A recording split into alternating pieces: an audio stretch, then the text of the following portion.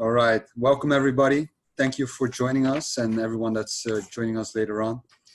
This is the second episode of China, the Art of Law. Episode 1 will be about starting a business in China. We started this series initially to go over the book that Mark wrote 15 years ago called China, the Art of Law. And in this episode, we'll be going over obviously how China has changed. What is the right structure for your business? How long does it take? How long does it cost? And many more other things. But first of all, today we're joined by a special guest, Robbert Gorris. Robbert has been in China for over 10 years working for Sovereign, the director of China. He has worked with many SMEs that are looking to enter China, helping them with a market entry strategy and giving them market insights about China for over 10 years. Before joining Sovereign, he was the general manager of the Bensham branch in Beijing. And thank you for joining us, Robbert, first of all. Thank you very much.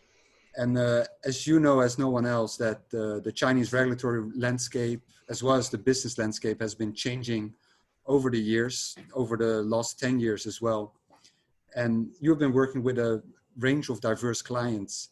And during these changes, have you seen clients being able to keep up with these changes, or are they asking the same questions, facing the same issues?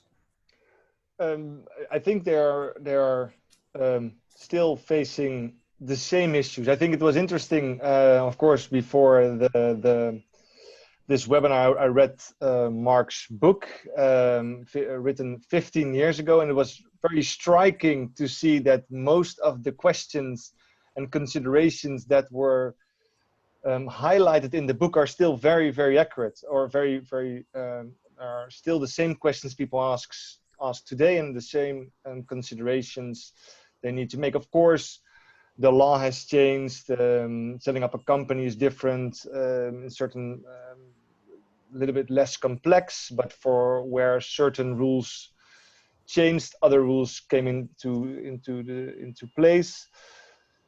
But I think, yes, setting up a company is easier, but I think the same questions are there. Still the same strategic questions. It was almost, I almost felt a little bit sad reading the book, because I thought, like, okay, 15 years ago, this book was written, and have we learned nothing?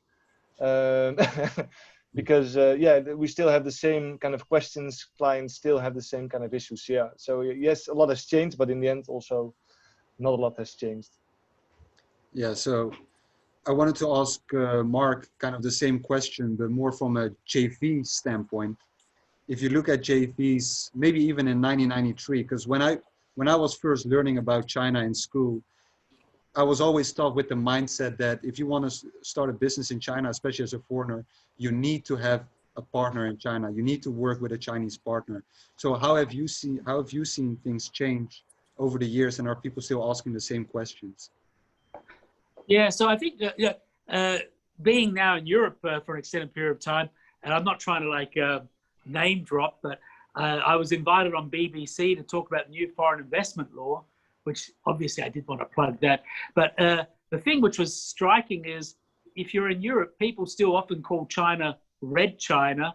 And on the BBC interview, one of the first questions they asked is, do you need to have a joint venture partner if you're going to be in China? So there was still this mindset, even in the BBC, whoever did the research thought that nobody had ever set up a company in China.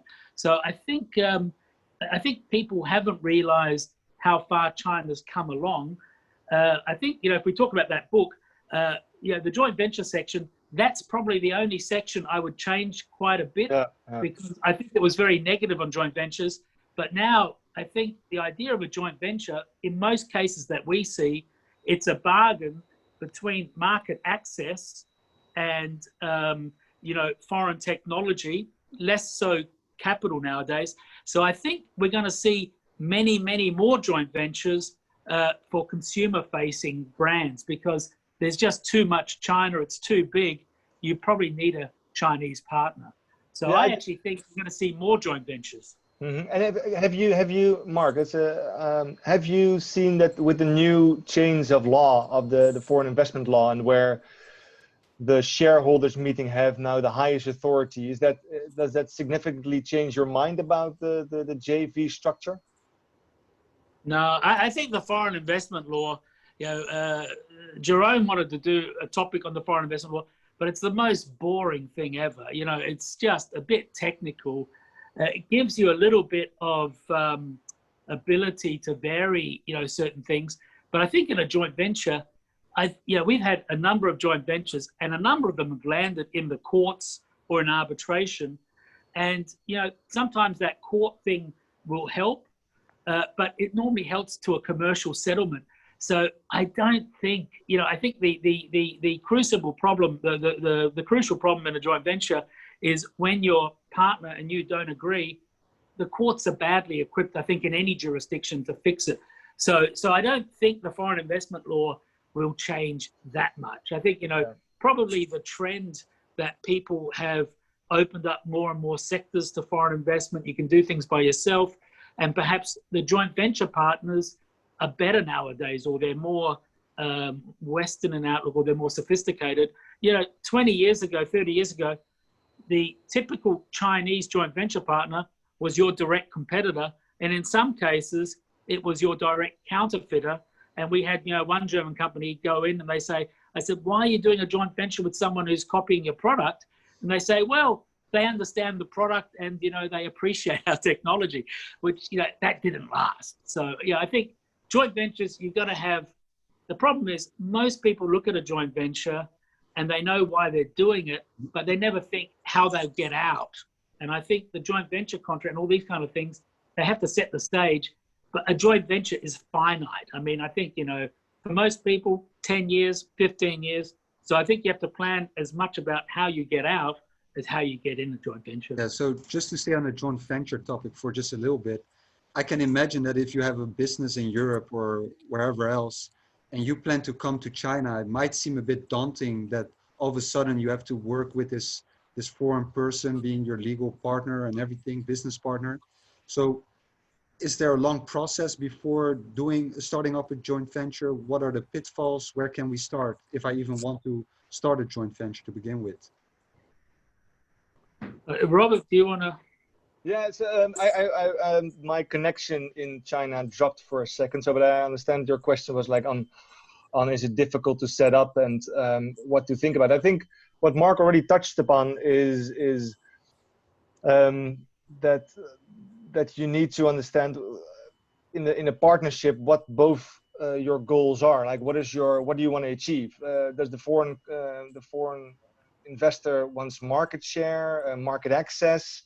And what does the Chinese party want? And I think understanding that from the beginning is very, very key. And if you don't discuss that, I think in great detail, either in a contract or amongst each other, I think it will be difficult to have a successful joint venture. I think what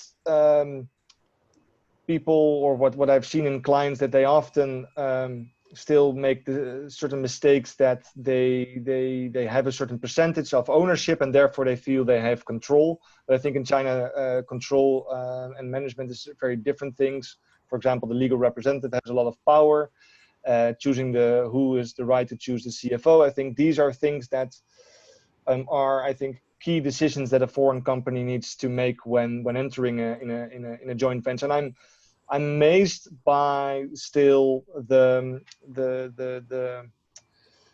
idea that foreign investors meet up with their potential joint venture partner. They have great talks. They feel they have the same understanding, and therefore that's enough to go into a joint venture. Recently, I have a client, a Dutch printing company, that was wanting to have a joint venture with one of their the biggest printer producers in China, and they wanted to do it so fast. They asked, like, can we set it up in the next 2 months? I said, like, wow, that's are you really wanting to do this? Do you really understand what this means? And then they said, yes, we want to go. And I think, okay, we will help you with this. And then the partner sent over the joint venture contract, and then basically the Dutch partner needed to give up all the IP, everything from the start, and then the Chinese party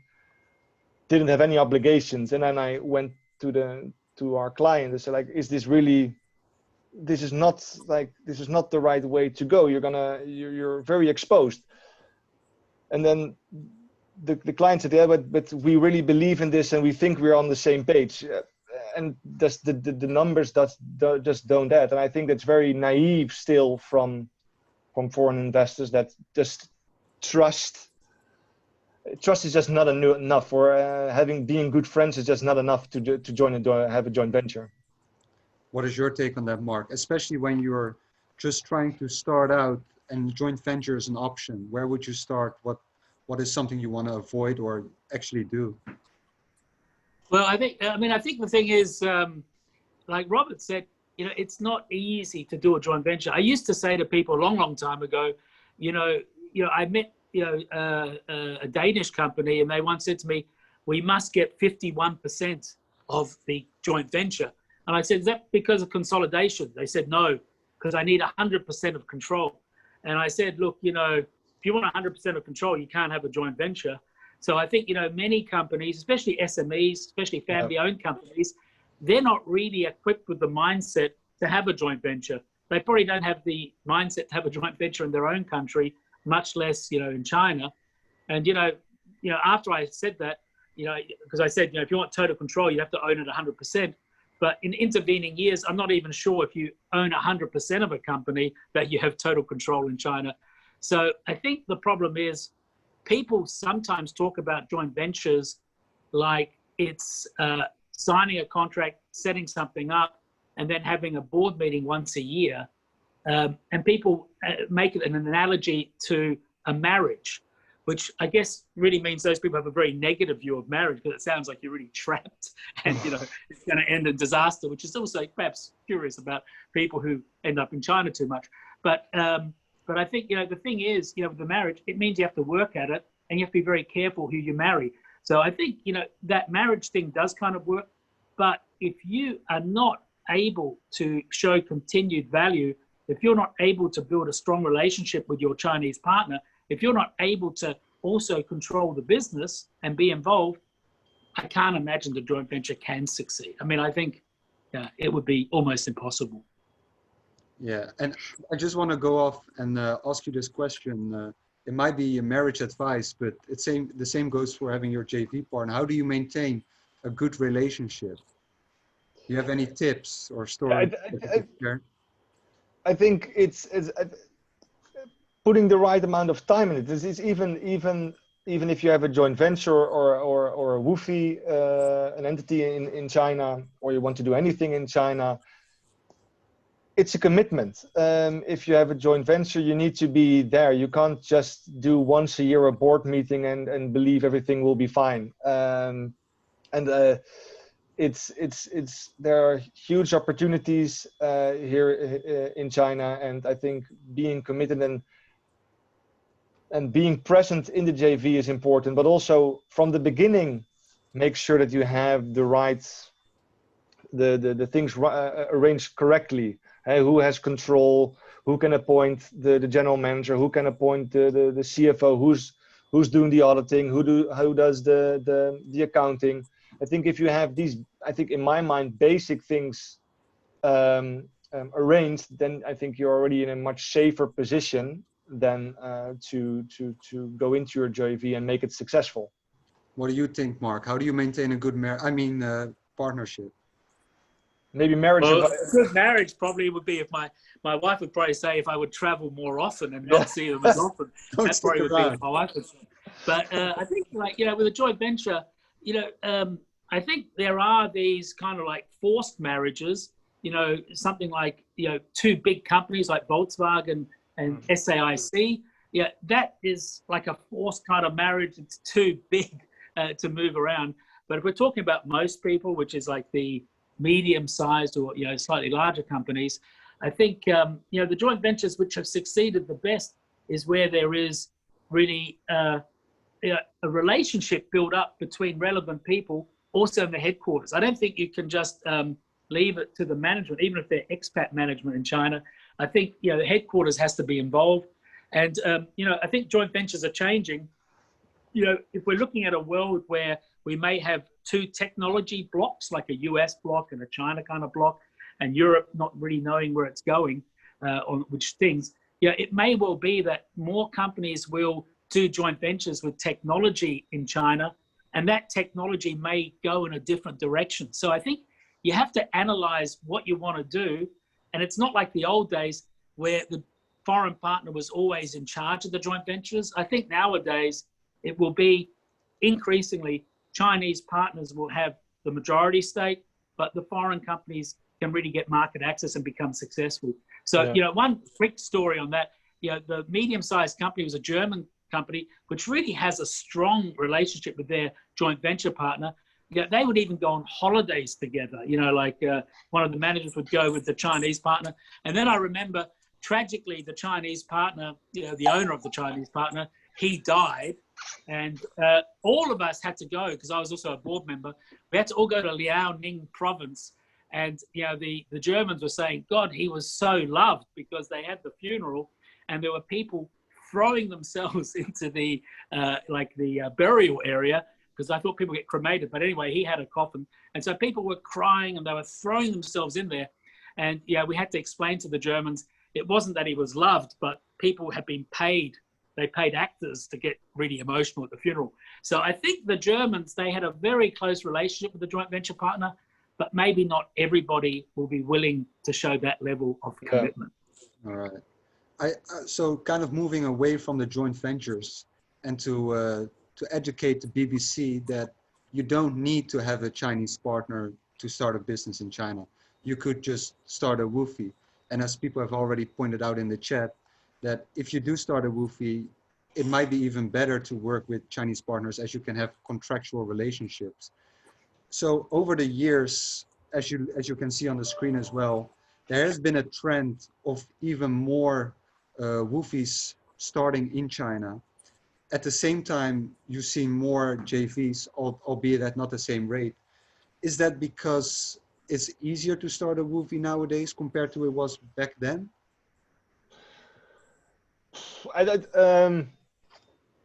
I think that more small, medium-sized enterprises were interested in China, were willing to make a step, and they feel more comfortable with the woofie setup because they have full control. And as Mark said, I think have a joint venture is a different level. You need to be, I think, from a certain size, and therefore I think the woofie is a more favorable structure. Moreover, this is also because throughout the years more sectors were open for woofie structures. So I think it was just I think more small medium enterprises came in, more sectors opened up. The JV had a little bit of a bad name, so I think that really pushed the woofie structure.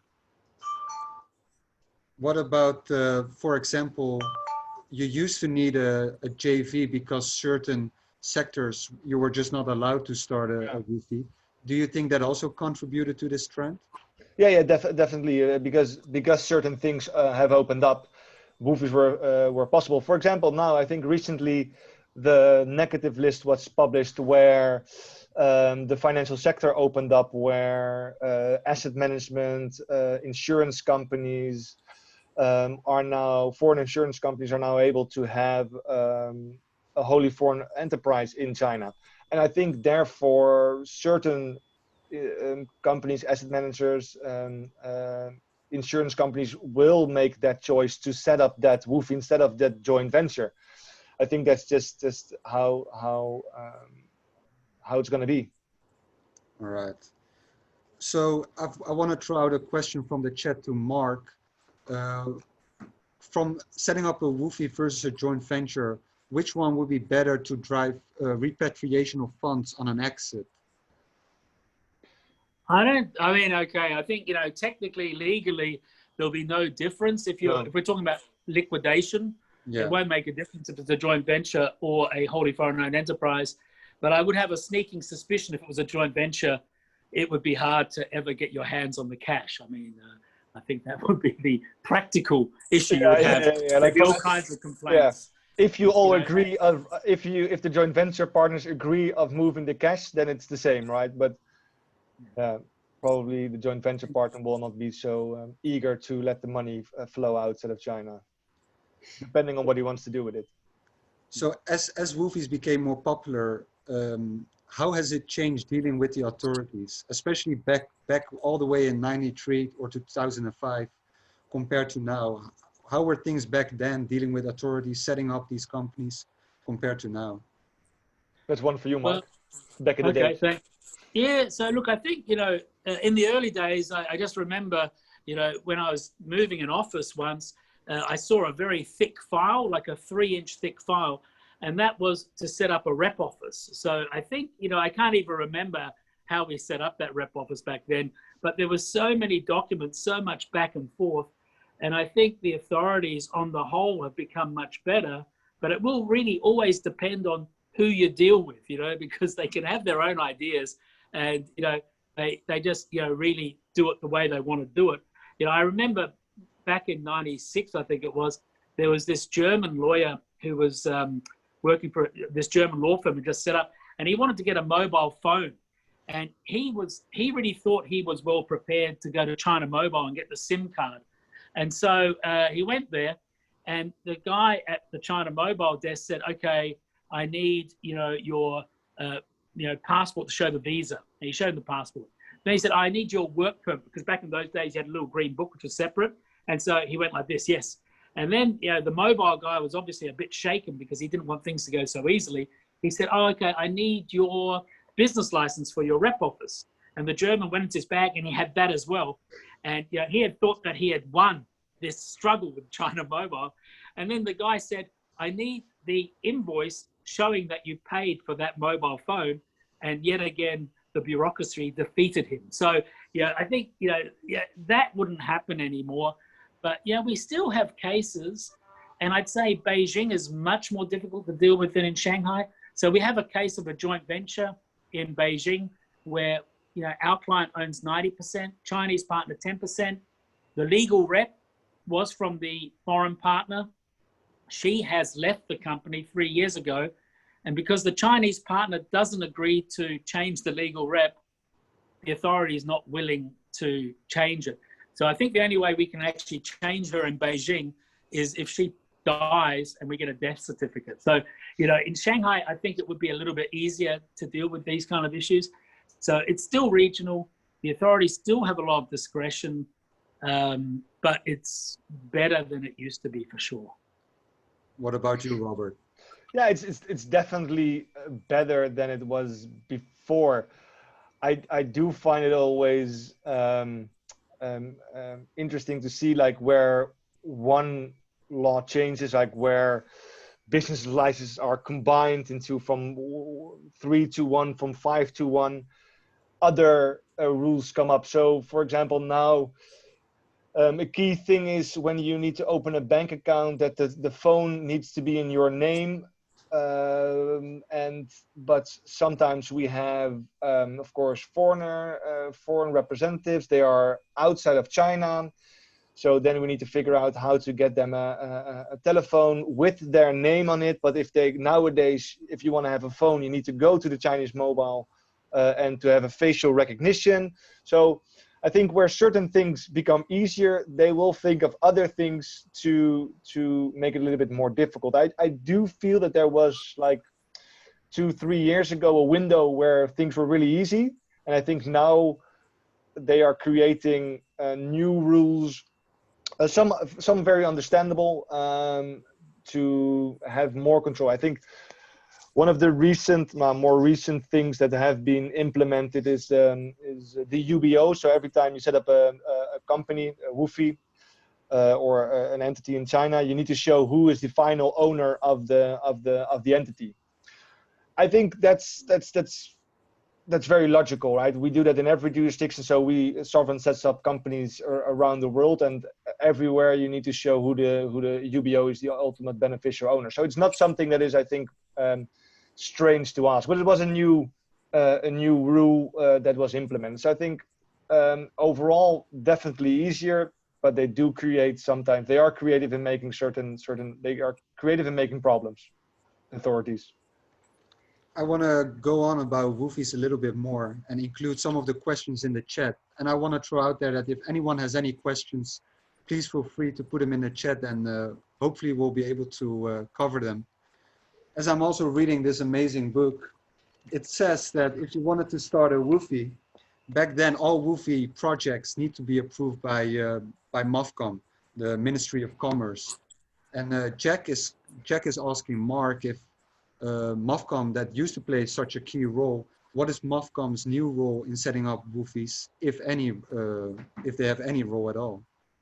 Yeah, well, they don't really have a role anymore. So it's, for most, so we used to have a foreign investment guidance catalog, and it used to be prohibited company, sectors that were prohibited, restricted, permitted, and encouraged. And I think, these things still, everything's become more complex. So I think for most companies, let's take, for example, a trading company. 15 years ago, that was one of the most impossible things to set up, was a trading company. And then overnight, they set up Waigaoqiao, the free trade zone. And suddenly trading companies, wholly foreign-owned enterprise trade, super simple to set up. It's like a consulting company, very simple. So I think, the old days were simpler in one way, because you would have, MOFTEC or COFTEC, the local level, they would do the approval, and then you'd have a registration with the AIC, who would give you the business license. So in some ways it was, simple. I think now the complexity is working out what you want to do, and it's not really the COFTECs or the MOFCOMs or the AIC, it's the operational licenses. So let's take an example that is very complex, but also very common. A lot of companies, nowadays with the digital economy, they are, value-added telco companies, and value-added telco is very restricted in China. There's a lot of red tape. There's a lot of authority discretion whether to issue a license or not. But without going into all the complexity of that, because I know the question was more about MOFCOM, I think the issue nowadays is it's not, you can't just go to one place for all the answers if you're in a sensitive area. So if you're in education, you're going to have to see what the Ministry of Education says. If you're in telco, you're going to have to see what MIIT says, and also other stakeholders. So I think it's become a bit more complex. And if I can, I'll just go back on one thing that Robbert said about how the authorities can make life a bit difficult and there are changes. I think it's a bit unfair. Foreigners tend to always complain or cry about any change in China. I remember when they introduced the labor law, it was like, oh, we're giving Chinese workers, basic rights and a minimum wage or whatever. Foreigners were unhappy. AmCham said, oh, this is really bad. This is changing the law. But you think it's kind of normal. And I'd say another example is the cybersecurity law. And, everybody was up in arms, getting very upset about it. But if you really analyze it, I think it's really normal. Like Robbert said about the tracing of the actual ultimate ownership of a company, it was, for me, a big surprise that China didn't have a cybersecurity law. So I think, we often have to think a little bit about, we shouldn't always think that the Chinese are passing laws because they're interested in what foreign companies are thinking. 95% of their thinking is, what's best for China. And I think most of the laws people get very upset about, they make a lot of sense. So, I can get that off my chest. Yeah, so to kind of go off from that, because like you said, it makes sense that if they want to create laws that weren't even in place, but they were, for example, in Europe, and then foreign companies get upset. But also back in your book, you write that certain companies, they were looking for preferential treatment. And you mentioned about the special zones, such as a free trade zone. And I kind of want to ask Robbert as well, what do you see the role of these zones in setting up your woofies? I think there are many zones. So there are national zones, local zones, there are industry parks, there are development zones. There are many different, I think, government stakeholders trying to find business. And I think in certain moments. So if I look at my clients, mostly SMEs, I think it can be valuable, but I'm always curious of why a zone would help a client. So very recently, we had an IT client who wanted to set up in a zone, and the zone offered the company to set up completely for free. And I said to the client, "Wow, that's fantastic! You should definitely do that for free. That's even better than I can offer." But then they started to work on it, and then what was later became clear is that yes, they were able to set up, but they were not able to help with the license to operate that they needed. So yes, fantastic that the company that the zone would set them up for free, but in the end they would have a company that they were not able to operate or do the business that they wanted. So I think zones can definitely have a benefit, but you need to do, with anything you do in China, do your research on why is it valuable, what will benefit me, and are the incentives that they give, are they legal? Because we have also seen in the past where zones gave incentives and later the national government said, oh, these incentives are incorrect, the company needed to pay everything back, and the company went bankrupt. So I think you just need to do your homework, also with zones and economic zones, if you want to set up there. What are your thoughts about preferential treatment, Mark? Back in the heyday, well, I think Robert said it's important to see whether it will be honoured. I think, but I think very early on, when we're talking about early '90s. People were scared of wholly foreign-owned enterprises. You had to really show that you could be export-orientated or you're something very special.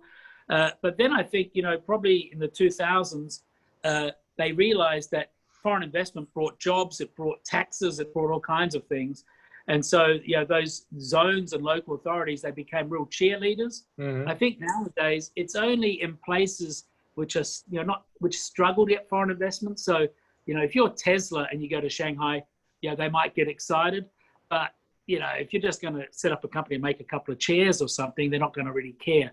So, I think, the trade-off is if you're really in a very interesting sector, if you're like in AI or your semiconductor chips or, those kind of super hot sectors, you will actually see the local governments not giving you just free space. They'll be willing to give you subsidy, like actual cash, to set up there, because they want to build these kind of hubs. And so I think you see it in places like Nanjing, Nantong, even Shanghai. They still have these things. So it's a bit different. In the past, it was always a deal on land, and like Robert said, I think a lot of those deals weren't really going to hold up to scrutiny. But nowadays, I think it's much more about cash. I think they'll give you the stuff for free, but they want to get the right kind of companies. And so, if you're not a really exciting company, I'd be suspicious if somebody got really excited about it. Can you Mark, how would you define a really exciting company? Is that because I deal with a lot of SMEs, and I think they're very exciting companies, but they don't have the money or the investment. They're definitely not Tesla, right? So they are interested. There is a market, but they don't have it's going to be a slow growth. When you say interesting company, do you think it has to be a certain size, because you need to have a certain size for the company for the authorities to be interested, or really it needs to be a unique technology? Yeah, I think none of them are very interesting, So I think what's interesting is it would have to be. I mean, I think interesting, easily interesting is like a Fortune 500 company with a big investment. Okay, so that's clear because that brings jobs, it brings tax revenue, brings status to the local guys, and then I guess it could be like local status as well. So something like a university or some kind of R&D thing from a leading university. That would bring them status, so they get excited about that, even if it doesn't bring that much cash or investment. And then I think those new sectors, but it would really have to be Internet of Things. I think that's the kind of thing. Yeah. So most companies, I mean, the thing is, it's not an unhealthy disinterest. I think, in the past it was a bit weird that people really wanted to get involved in all those kind of things. So I think, those SME companies who've got a good business, they can set up. It's easy, it's much easier than it was 10, 15 years ago, but they're not going to have the big banner waving and saying, welcome Dr. Siegfried from Munich, fantastic that you're here, and have a small parade. You have to go pretty far out of town to get that nowadays, I think. So if I'm an SME trying to start my business in China, how much do I need to invest? How long is it going to take? How long it's going to take? And how much do I need to invest? I think how long it's going to take, that's always it really depends on the client, right? If we look at the government process, let's say 2 months from the moment you give me the files and I hand it into the government officials, and they work on it and they do stuff, and after 2 months there's a business license. Of course, in the meantime you need to up and down some documents, but the key thing is getting the client ready to have those documents, and we have seen that run anywhere from 3 to 12 months, where they need to make decisions, they need to make choices, and they find those choices. Either sometimes they make them very easily. It's like for example, choosing who's the legal rep, or they take a very, very long time of things where I think like, that's not the most important point to think about. And it just, clients take very long in providing documents. So we normally say around 6 months, because we've seen that's the time that clients take to gather all the documents. How much does it cost, Robert? How much does it cost? Yeah, that's I think that's I'm not going to give you a number, because it's going to be very, very doesn't have a lot of value in that, because every company wants something different. Some company has a very complicated business license or business scope. Somebody wants to have a special structure. So they have other requests. So and I think the key thing is in China, as I just mentioned, the economic zone, you can get it for free, right? I think cheap in China is never really a problem, but you want to have it done well. So I think that's the consideration. And what about minimum capital requirements for a WOFE? Officially, there are none, but I think it does. For example, if you talk about a consulting company or some simple companies, but if you go into manufacturing, there are definitely requirements for capital investment. I think what companies often need to think about is then what is different in, for example, in other jurisdictions around the world, is that when you have registered capital, you don't need to invest everything at once. It's over a set period of time, and it's not money that is just on an account doing nothing. It's working capital in a China structure. So I think that's, some people make a mistake with that. We've got another question from the chat from Michael. He is asking do you guys see an advantage to creating a Hong Kong holding company and setting up a Hong Kong owned WOFE in China rather than directly, for example, UK owned WOFE? Yeah, that's a long debate. I think you can go any way. I think if you have multiple investors, a Hong Kong company could definitely be an added value, because you could easily have more investments into the Hong Kong company. Some arguments are used that there's a buffer between the China entity and the mother company. Another argument is that if you want to invest further in the region, for example, you have your profits into Hong Kong and you want to reinvest them in the region, then a Hong Kong company can be beneficial. I think these are the arguments, but it really, again, it depends on what you want to do. I think there's two more arguments. I mean, one argument is, for most countries, Hong Kong and Singapore both have an advantage tax-wise, like they have a 5% or 10%, but you actually have to have a business in Hong Kong. So that's what people forget. And I think the other thing what Rob mentioned, the other thing could be, because I actually do think the barrier is not a bad thing to have. And then I think the other thing is, if you were like a private equity company or you were trying to do that technology kind of thing, you could put the technology into Hong Kong and license it to the woofie. And then if these companies kind of diverge from your main company, if there's like a China company which you're a joint venture in, you could sell the Hong Kong entity. You won't be able to avoid that much in taxes if you do it legally, but it's cleaner. You know, you don't have to, you can sell it off. So I think, yeah, the private equity companies or people like that, yeah, it doesn't cost too much to set it up, and it can give you some flexibility, it can give you some advantages. So it's definitely worth looking at. So moving away from that, if I want to start my business in China, you guys have mentioned it before, you're going to need licenses. At least most businesses will end up needing certain licenses. At what point do you guys think that it's better to just work with it, do a JV, find a Chinese partner, get the licenses that way, or am I missing something here? Well, I think again the restricted area is something that is an area where people need to think about on to set up a JV. I think that's where you definitely can benefit of having a partner in a restricted area. So I think the issue is, you know, setting up a joint venture with somebody who's got a license doesn't give you the license. Okay, so you know, typically operational licenses cannot be transferred. So you know, a lot of people, you know, I'd say especially American clients, have a very strong preference for asset deals. And one of the major problems with an asset deal is you can't transfer the licenses. Depending on what it is, if it's a type of manufacturing license or something like that, yeah, it tends to be easier to withdraw the license and then apply for it, because it might be, you know, depending on the production space, etc. But so I think that's a big issue.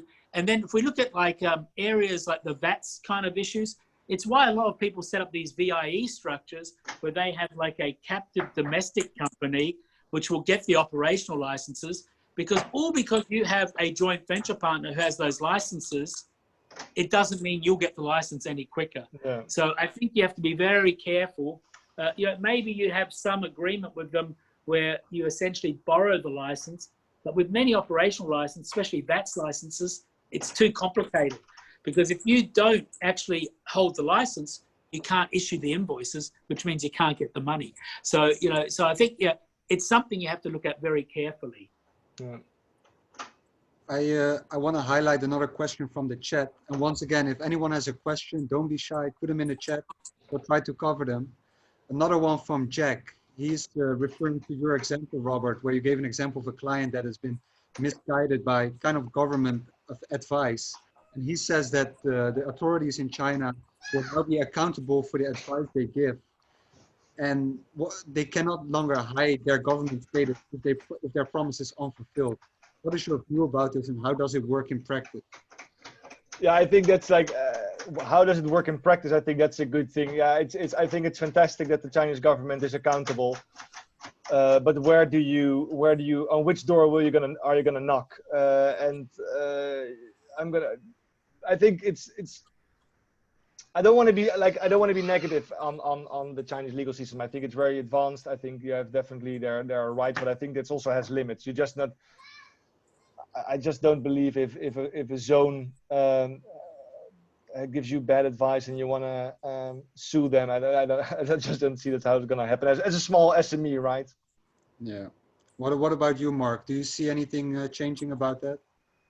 Well, I'm sure there's accountability. I'm sure if the zone, and we had a case where it was really a big amount of money. It was, and actually a very famous zone, and they promised the client tax relief that they couldn't, because 80% or 90% of the tax goes to the national level. If we're talking about corporate income tax, it's more the VAT and things like that, which is locally.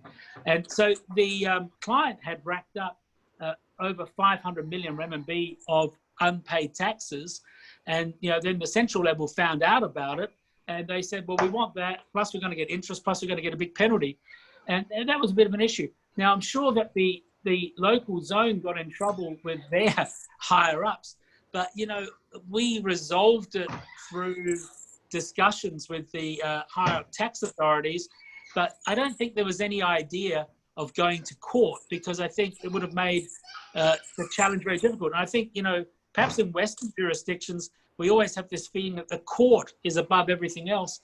I think in China still, even though there's a movement to administrative court actions against branches of government, I don't think it's really there yet. So I think, most problems you resolve through discussions with the authorities. And I'd say that even for a joint venture dispute, I would normally try to get the authorities to help me out before I'd run off to court. So it's a different system.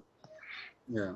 Well, it's good to hear that Robert has a good lock on his door as his children were trying. Yeah, I hear it. I think, it was. I think if you've got headphones, how can you hear it? I thought the headphones would stop the. Yeah, I was expecting it. And I think this is typical how, I'm gonna give it for a second for China. I think yesterday the system the school just announced that everything was stopped. So now they're at home. I'm gonna manage this for a second. Sure, we'll continue. We'll be back with Robert soon. In the meanwhile, we've got another question from Madeline regarding IP. But more specific. Jerome, I just want to tell people, the people watching, Jerome doesn't have any children, so I'm a bit concerned about that child. Okay, sorry. It's okay, Mark, don't worry. Anyway, it's about IP, and how do you see protecting IP with regards to establishing a joint venture? Yeah, well, that's a toughie, isn't it? I mean, my goodness. I think, okay, first things first, before you go into a joint venture, before you do a woofie, before you appoint a distributor, just quickly check your IP status in China. So, I think everyone's heard it many times. Trademarks, easy to register. It's a first to file, not a first to use. It's about $600 for 10 years protection. Patents, again, more like a German system than a US system, for example, but it's a relatively clear, inexpensive. Obviously, patents, it's more difficult to say how much it costs, but it's cheaper than in the West to register. China's the #1 in the world for trademark filings, also #1 in the world for patent filings. Of course, a lot of them are junk patents. But anyway, I think they're the issues. Get those things registered. If you're a software company, think about registering the software as copyright. So prepare yourself, and that's relatively inexpensive. It'll be much cheaper than litigation. Then I think when we're talking about the joint venture, think strategically. So for most, let's say, European companies in particular, a lot of their know-how is trade secrets, production know-how. It's things in the heads of the employees rather than on a piece of paper. So I think on those things, it's best to kind of design things that, there's the secret herbs and spices is a component that is separately brought in, or, I think you can't just rely on the contract. You shouldn't have a stupid contract, but you should also not rely just on a contract. Try to work out how you can strategically protect your IP. And you don't need a Chinese entity to protect your IP, is that correct? No, I mean, all of those things can be registered from offshore entities. So you don't need it. I mean, I think an interesting thing is at the moment, reverse engineering is expressly allowed in China. I think it's kind of expressly allowed in many other jurisdictions. Germany and a few of those European companies have regulations against it, but it's relatively technical. So I think, that, like I mentioned, a lot of problems are trade secrets in those cases. And I think traditionally people are very worried about going and spending the money on IP enforcement cases because the damages were so small. So you might spend 1 million RMB and you might get a penalty of 50,000 RMB, or somebody could set up again. I think this has changed in the last few years. There's also now specialist courts who understand IP better. And I think the other thing is a lot of Chinese companies are much more vulnerable than they used to be. So let's say if you've got a Chinese high-tech company that's looking to list on the Star Exchange, they're extremely vulnerable to a IP case, be it in China, be it overseas, because that would derail their IPO. So I think it's difficult to say, here are the 5 things. I think you have to look at your situation, look at the joint venture, look who your partner is. So I should have said that first. Your best protection is picking the right partner. I'd rather have really a terrible contract with a good partner than the other way around. Of course, it's best to have a good contract and a good partner, but I think they're the common sense kind of things to do. Yeah. So preferably same bed, same dreams, right? Yeah, yeah. So well, I've got another. Sorry, I've arranged my small crisis, my joint venture crisis at home, but I think. Well, great to have you back, Robert. And we've got another question from the chat from Selina. Selina noticed that in recent years, the Chinese government has undertaken a lot to reduce red tape and administrative burdens on businesses. For example, the approval processes. In your experience, has this really happened? And can you share an example?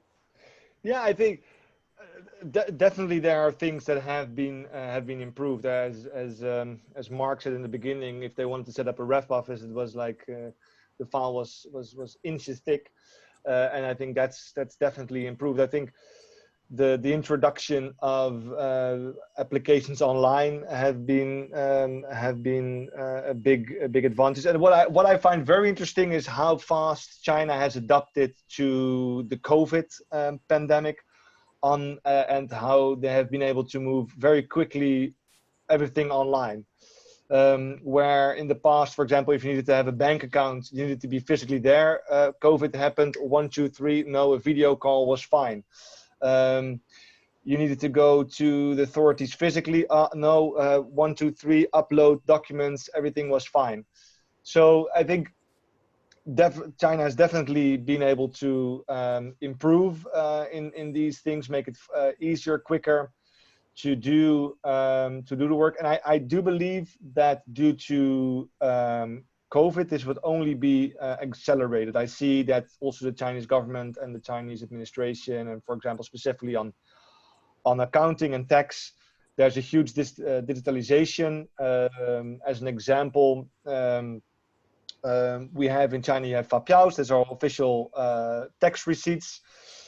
Years ago, everything was in paper. Now, slowly, the digital fapiao has been introduced, and I think that will open up that at one point there will be only digital fapiaos, and that will, of course, have a huge impact on how accounting will be done for companies, because basically every transaction has already been registered with the government, because the government, the fapiao issuing is directly connected to the government tax system.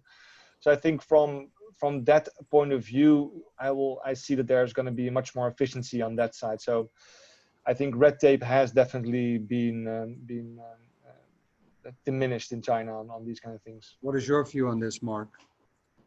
Yeah, well, I'm sure it has, but it hasn't impacted me directly. I think for like a vanilla company, it took 2 months to set it up 15 years ago, 2 months 10 years ago, 2 months 5 years ago, and even today it still takes 2 months. So I don't know. All the digitalization, it probably helps a little bit, but it kind of, it isn't like going in Hong Kong and buying a shelf company same day. So I'm sure it's better, buying a shelf company in Hong Kong is also not one day anymore. That's also that's already, I think, 2 weeks. Okay. Yeah. But so I'm sure it's a little bit better, but it's all at the margins. Massively, but I do think that certain things have improved. I think COVID definitely was able there where things were possible that weren't possible before. And I think for us, for the accounting, we see a lot of, we also do, we do setups and accounting for our clients. And there we have seen a lot of digitalization, and where it has been much easier to do certain tax filings. And I still see a lot of digitalization happening there, and that will be easier. Mark, I've got a question from the chat from Valentin. What are your key recommendations when accessing the Chinese market through a technology transfer? Key legal and business recommendations. Thanks. Okay. So technology. So I think first thing is to look at who you are. I think before you even look at the Chinese market, think about yourself. What resources do you have? How is your technology protected? I mean, this is obviously complex. And what do you think you can pull off? So, like I said, we've got a client who, is a Fortune 50, I think it is, tech startup of the year for the last 4 years. And so this company has very valuable technology. It's in a very interesting sector of the market. And so they've decided they can't really roll it out by themselves because it's part of a bigger kind of smart cities type of play. And so they've got a bunch of Chinese companies and PE, which is something which is new, but also industrial companies. And so they're going to license the technology to Hong Kong. They're going to bring in another company, another foreign company with, ancillary technology. They will do the joint venture at the Hong Kong level, and then they will put it into a woofie. And then once they get the proof of concept moving, those Chinese companies will buy into the woofie, and then there might be an IPO. They might back it into an existing listed company. So lots of different exit possibilities. So that's one kind of route, which is quite complex. I think if we're talking about technology licenses, a lot of people don't know this, but China's like the third largest technology purchaser in the world. So there is a lot of technology licenses. I think the main thing again is think about how you can protect the technology, what restraints you want to put on it. One thing that the foreign investment law did improve is it did change the technology laws that you can't, you can nowadays, constrain the Chinese partners. In the past, all improvements could be registered by the Chinese.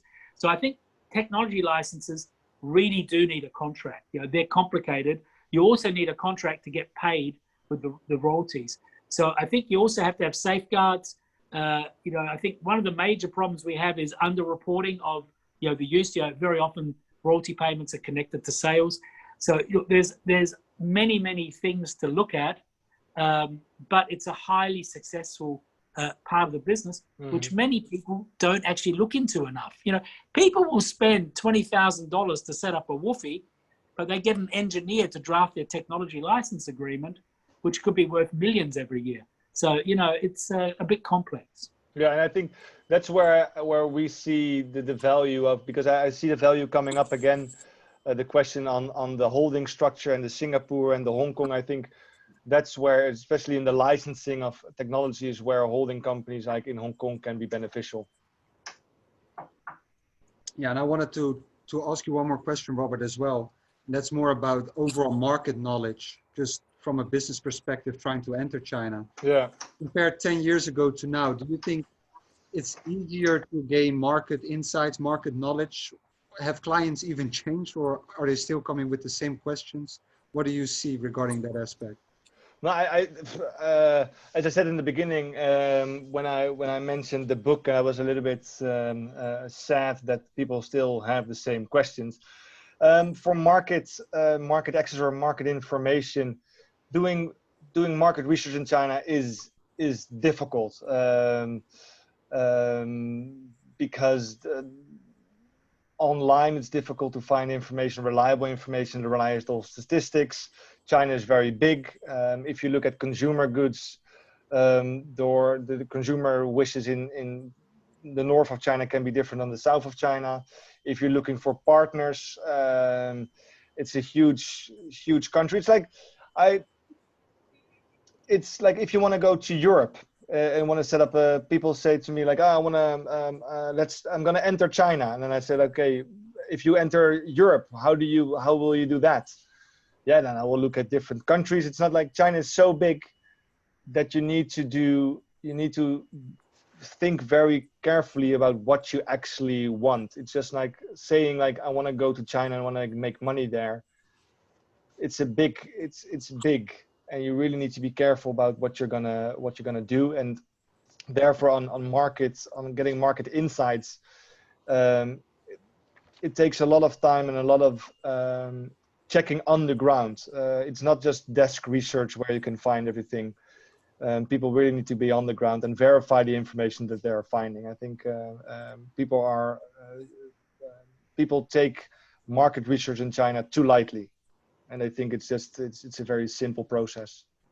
Okay, I think that's good advice for any company trying to start out in China.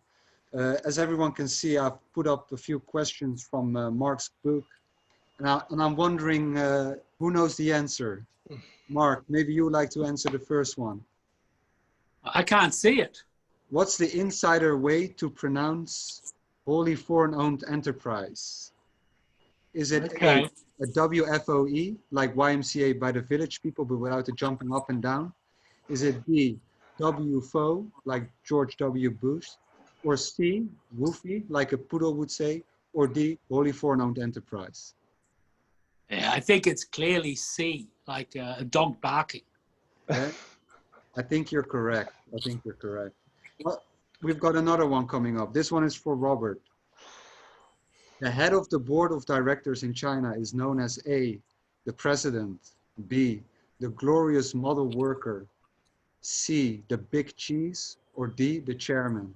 I would definitely go for B, the glorious model worker. Yeah, I think you're right. Mark, do you have any comments on that? No, but I did see another question pop up. There was something about an Australian SME. I don't know if you wanted to, or was it too controversial? Robert kind of covered it already. No, I think Okay. that the suggestion was on the SME and considering a Singapore entity, right? Yeah. I think that's the same as either Hong Kong, Singapore. That's I think a choice where you think the market is and where you want to go. I think that there's not a direct difference between Singapore and Hong Kong going in. I feel. Yeah. So we've got the third question. This one is from Mark. Yeah. The board of Woofy, as we just learned, must have A, at least 3 members, B, an annual toga party, C, at least 1 China resident, or D, a theme song. Yeah, I think my sense of humor has developed since these last 15 years. So anyway, I would say it would have to be 3 members. 3 members. Well, it's always rare to find a German with a sense of humor, but we'll move on to the fourth question. The fourth question for Robert. The drawback of a Woofy compared to a JV is A, less preferential tax treatment, B, a Woofy sounds less tough than a JV, C, restricted in more sectors, and D, needs to have a higher registered capital for the same business scope. I think this is where I think it's interesting that China has changed in the last 15 years, because yes, Woofy is automatically more restricted in more sector because it's a JV is able to you're able to set up a JV in restricted sectors. But I think certain answers are just not applicable anymore. Less preferential tax treatments or need a higher registered capital. I think these are not even. It doesn't really change anymore. So restricted in more sectors is definitely Woofy is restricted in more sectors. For example, as Mark said, in added telecom, in the telecom business, you can't set up a Woofy. Or not at all. But that actually was the right answer 20 years ago as well. So yeah, it's still the same. Never had those advantages. Well, that concludes our presentation, or our webinar. Yeah, Robert has to go and let his children out of the closet as they were trying to break it. Yeah. No, but stay tuned for next episode. I will make sure that everyone gets an email. If we didn't cover your questions, we can follow up with you afterwards. If you want to reach out to any one of us directly, there's contact information on the screen directly. Thank you, Robert, to be our first special guest. I hope that you found Mark welcoming. He doesn't like to share the stage that much, but no. I think it's I like the setup, and I'm very happy that there have been so many questions and so many interaction, and it gives me a good feeling that people do listen. Maybe in 15 years we can look again to the book and maybe we will notice that people did learn something. All right. How about you, Mark? How do you feel about sharing the stage? Oh, it was fun. But I think we have to say Robert was a guest, not a special guest. He's just a guest, not a special guest. Okay, we have to. Yeah, that's okay. That's okay. All right, we'll end it on that note. I hope everyone has a great Friday and see you in 2 weeks. That will be on a Thursday. Once again, nice weekend, everybody. Thank you for joining us. All right. Thank you very much. Thank you. Bye-bye. Thanks, guys. Bye-bye.